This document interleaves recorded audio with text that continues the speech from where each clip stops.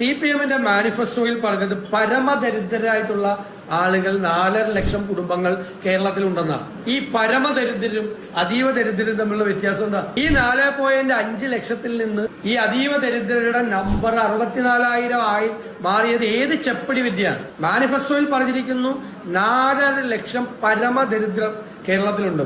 അത് പ്രോജക്റ്റ് ആയപ്പോ അത് 64,000 പേരായിട്ട് ഈ പരമദരിദ്രര് അതീവ ദരിദ്രരായിട്ട് മാറിയിരിക്കുന്ന കാര്യമാണ്.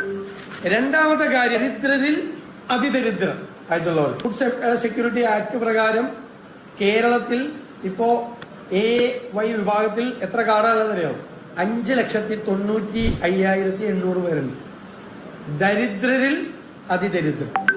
അവരെല്ലാം ദാരിദ്ര്യ രേഖയിൽ നിന്നും ഈ അതീവ ദാരിദ്ര്യത്തിൽ നിന്നും മാറിയെങ്കിൽ കേന്ദ്ര ഗവൺമെന്റ് അവർക്ക് കൊടുക്കുന്ന പ്രത്യേക റേഷൻ നിർത്തുമെന്നാണ് ഇപ്പോൾ സാമ്പത്തിക വിദഗ്ധരും രംഗത്ത് പ്രവർത്തിക്കുന്ന പ്രഗത്ഭരുമായിട്ടുള്ള ആളുകൾക്കാരോട് ഒത്തിരിക്കുന്ന കത്തിൽ പറഞ്ഞിരിക്കുന്നത്.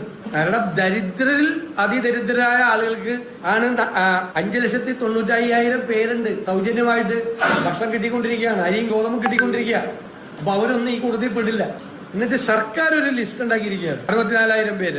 എന്താ മാനദണ്ഡം? പ്ലാനിംഗ് ബോർഡിന് എന്ത് റോളാണ് ഉണ്ടായിരുന്നത്? കേരളത്തിലെ സ്റ്റാറ്റിസ്റ്റിക്സ് ഡിപ്പാർട്ട്മെന്റിന് എന്ത് റോളാണ് ഉണ്ടായിരുന്നത്? എന്തായിരുന്നു ഇതിന്റെ ഒരു മെത്തഡോളജി? ഇത് സെലക്ട് ചെയ്യാൻ വേണ്ടിയിട്ടുള്ള മെത്തഡോളജി എന്തായിരുന്നു? അതിനെ ഒരു പ്രൊപ്പഗാൻഡ ലെവലിലേക്ക് കൊണ്ടുപോയി പ്രചരണത്തിന് വേണ്ടി ഇലക്ഷന് തൊട്ട് മുമ്പ് കേരളത്തിൽ അതീവ ദരിദ്രരില്ലാത്ത സംസ്ഥാനം എന്ന് പ്രഖ്യാപിക്കുന്ന രാഷ്ട്രീയ പ്രചരണമാണ് നടത്തുന്നത്. ഈ പാവപ്പെട്ടവരെ വെച്ച് അവർക്ക് നീതി കൊടുക്കാതെ അവരോട് നീതിപൂർവമായി പെരുമാറാതെ